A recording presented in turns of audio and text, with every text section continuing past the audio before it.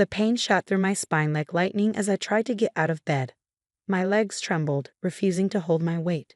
But I knew what would happen if I didn't make it downstairs in the next 5 minutes. "Sarah, it's 7 a.m. Stop pretending and get down here." My stepmother Lisa's voice pierced through the walls of our Victorian house. At 23, I'd become the family's designated attention seeker. Every wince, every tear, every doctor's appointment was met with eye rolls and accusations. Even my father, once my biggest supporter, had started believing Lisa's narrative about my manufactured symptoms.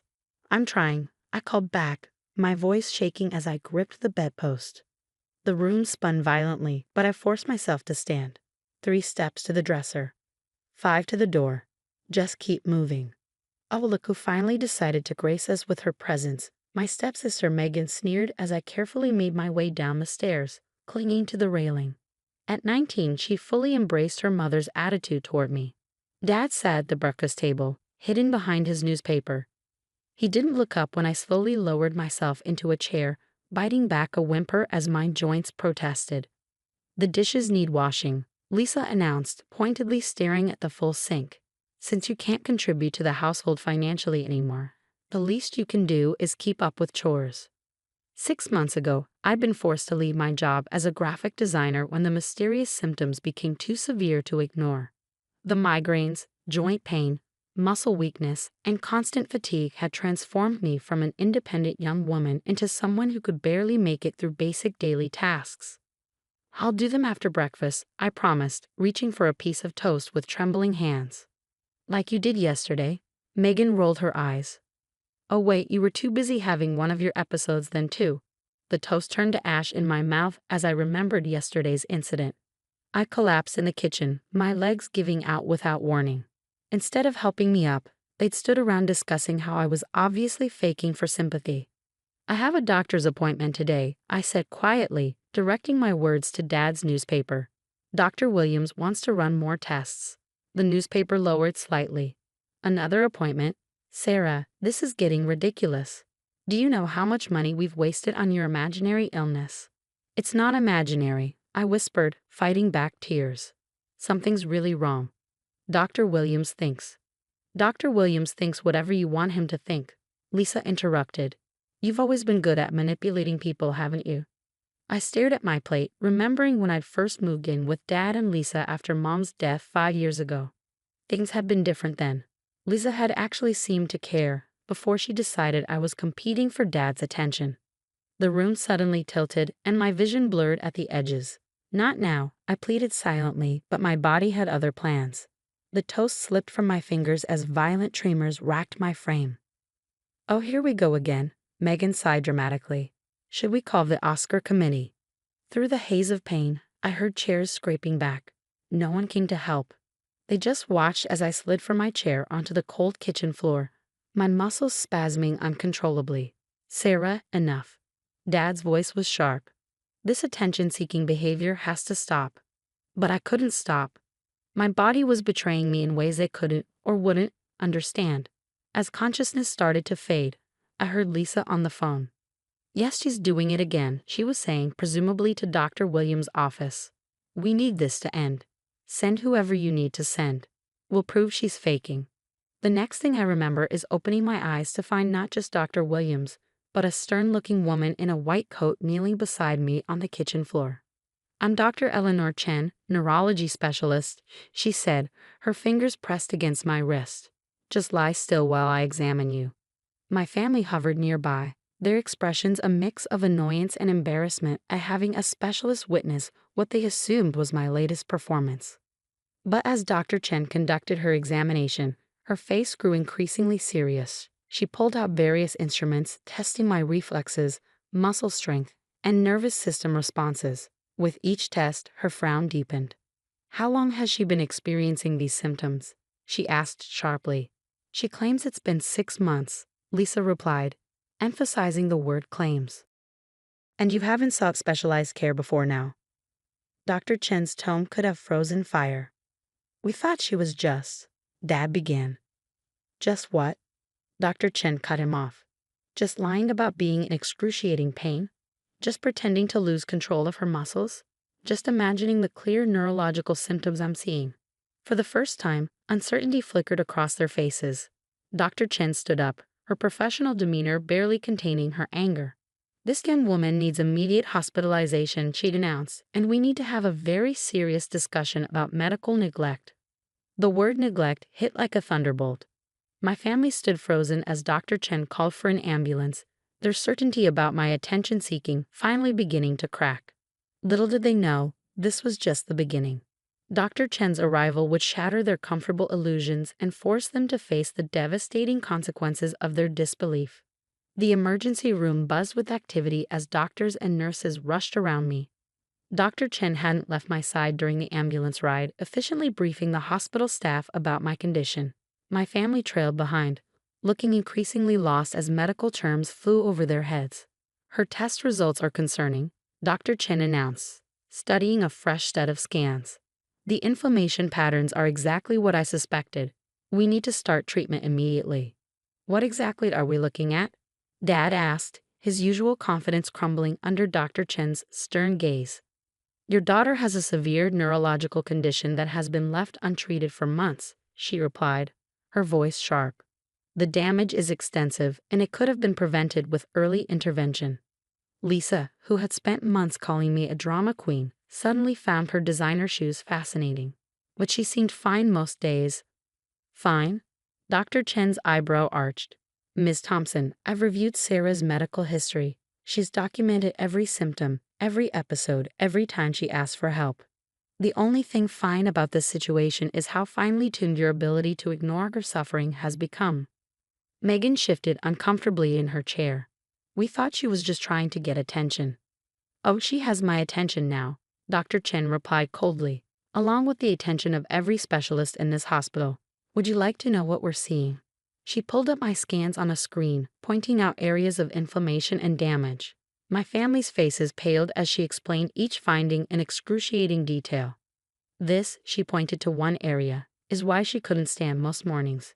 And this is why she kept dropping things. And here's why she experienced those fake episodes you so callously dismissed." Dad sank into a chair, his face ashen. "Why didn't any other doctors catch this?" "Because you kept canceling her appointments," Dr. Chen answered, consulting my records. "Every time a doctor suggested specialized testing, you dismissed it as attention-seeking behavior. You actively prevented her from getting the care she needed." The weight of their actions finally seemed to hit them. Lisa started crying, while Megan looked like she might be sick. "What happens now?" Dad asked quietly. "Now," Dr. Chen checked my IV. "Now Sarah begins aggressive treatment to prevent further damage. She'll need extensive physical therapy, medication, and regular monitoring. And you," she fixed them with a stern look, "will all attend mandatory family counseling." "We'll do anything," Lisa whispered, reaching for my hand. I pulled away, not ready for her sudden show of concern. Dr. Chen noticed. "Sarah's psychological recovery may take longer than her physical one. 6 months of being told you're lying about your own body takes a toll." A young nurse entered with more medication, checking my vitals with gentle efficiency. "The pain management team will be here soon," she told me kindly. "You won't have to suffer in silence anymore." Those words hit my family like physical blows. They'd forced me to suffer in silence, had made me question my own sanity, had turned my pain into a family joke. "There's something else we need to discuss," Dr. Chen said, her tone becoming even more serious. "Given the level of medical neglect involved, I'm obligated to file a report. Sarah is an adult, but the deliberate dismissal of her symptoms and prevention of medical care raises serious concerns." Dad's head snapped up. "A report?" "Yes, Mr. Thompson. Your daughter could have suffered permanent disability due to delayed treatment. There are legal implications to consider." The room fell silent except for the steady beep of monitors. My family had always wielded power over me through their disbelief, but now they sat powerless as medical professionals documented their neglect. "I didn't know," Dad whispered, more to himself than anyone else. "I really didn't know." "That's the problem," Dr. Chen replied. "You didn't want to know. You chose to believe she was lying rather than consider something might actually be wrong." Lisa dabbed at her eyes with an expensive tissue. "We can fix this, right? We can make it up to her." Dr. Chen looked at me, letting me answer. "You can't fix the last 6 months," I said, my voice stronger than it had been in weeks. "You can't undo the damage or erase how you treated me, but you can learn from it." "We will," Megan promised, speaking up for the first time in hours. "We'll do better." Dr. Chen nodded approvingly. "That's a start, but the road ahead won't be easy. Sarah needs support, not suspicion. Can you provide that?" They nodded eagerly, desperately, but I noticed Dr. Chen didn't look convinced. She'd probably seen many families like mine, forced to face their mistakes only when confronted with undeniable evidence. As my family filed out later that evening, following Dr. Chen's orders to let me rest, I caught a glimpse of their faces. The arrogance was gone, replaced by shame and uncertainty. They'd wanted proof of my illness. Now they had it, in stark medical terms they couldn't dismiss. 3 months into my treatment, the dynamic in our house had shifted dramatically. The same family that once mocked my symptoms now tiptoed around me, their guilt manifesting in different ways. Dr. Chen's report had triggered an investigation, resulting in mandatory counseling sessions with Dr. Peterson, a specialist in medical trauma.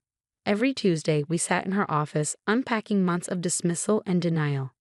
"Sarah endured something deeply traumatic," Dr. Peterson explained during one session. "Being disbelieved about your own pain by those meant to protect you creates lasting psychological damage." Lisa, who'd replaced her dismissive comments with excessive hovering, burst into tears. "I keep thinking about all the times she begged for help, and I just ignored her." "It's not enough to feel guilty," Dr. Peterson responded firmly. "You need to understand why you chose disbelief over support." Megan, who'd stopped making snide remarks about attention-seeking, spoke up. "I followed Mom's lead. I never even considered Sarah might actually be sick. And that's part of the problem," Dr. Peterson noted. "You all created an echo chamber of dismissal, reinforcing each other's assumptions without questioning them." Dad, who'd grown quieter since Dr. Chen's intervention, cleared his throat. "I failed as a father. After her mother died, I promised to protect her, but instead, you protected your new family's narrative about me," I finished for him. It was easier to believe I was lying than face the truth. The truth had become impossible to ignore. Under Dr. Chen's care, my condition slowly improved, but the damage from months of neglect left its mark.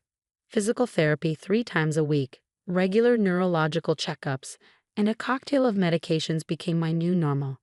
One evening, I found Megan in my room, staring at my medication organizer. "8 pills a day," she whispered, "and we called you dramatic for asking for help." 12 on bad days, I corrected her, watching her face fall further. "How do you not hate us?" she asked suddenly. "I would hate us." I considered her question carefully. "Sometimes I do," I admitted. "But hatred takes energy, and I need mine for healing."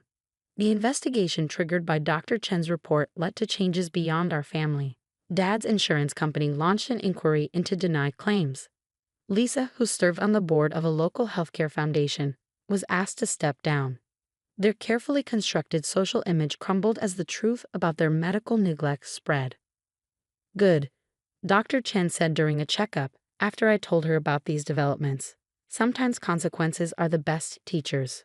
She'd become my fiercest advocate, ensuring my family couldn't interfere with my treatment plan. When Lisa suggested alternative therapies instead of all these harsh medications, Dr. Chen shut her down so firmly that Lisa never brought it up again. 6 months after my hospitalization, I made a decision that shocked everyone except Dr. Chen and Dr. Peterson. "I'm moving out," I announced during dinner. "I found an apartment near the medical center." The table fell silent. Lisa's fork clattered against her plate. But we're just learning how to help you," she protested. "That's exactly why I need to go," I explained. "I need to heal without the constant reminder of what happened here." "She's right," Dr. Peterson supported during our next session. "Sarah needs to rebuild her trust in herself, away from the environment that damaged it." Dad helped me pack, handling each box like it contained his broken promises. "I'll cover your rent," he offered. "It's the least I can do." "No," I said gently. "I need to do this on my own." My graphic design clients had started returning as my health improved, providing enough income for independence. More importantly, I needed to prove to myself that I could trust my own judgment again. The day I moved out, Megan helped carry my last box to the car. I read about your condition, she said quietly.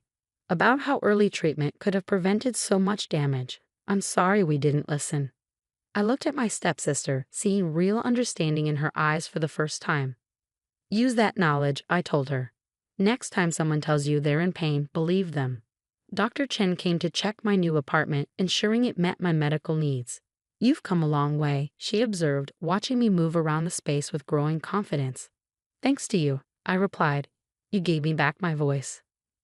No, she corrected. You always had a voice. I just helped others hear it. As I settled into my new life, my family struggled to accept our changed relationship. They wanted immediate forgiveness, a quick return to normal. But as Dr. Peterson reminded them, trust, once broken, takes time to rebuild. Remember, she said during our final family session, Sarah's independence isn't a punishment. It's her taking control of her health and her life. Looking around my new apartment, at the medication organizer by my bed and the physical therapy schedule on my wall, I felt something I hadn't experienced in months: peace. The specialist's visit hadn't just validated my symptoms, it had freed me from the prison of disbelief. My story wasn't over, but at least now I could write it on my own terms.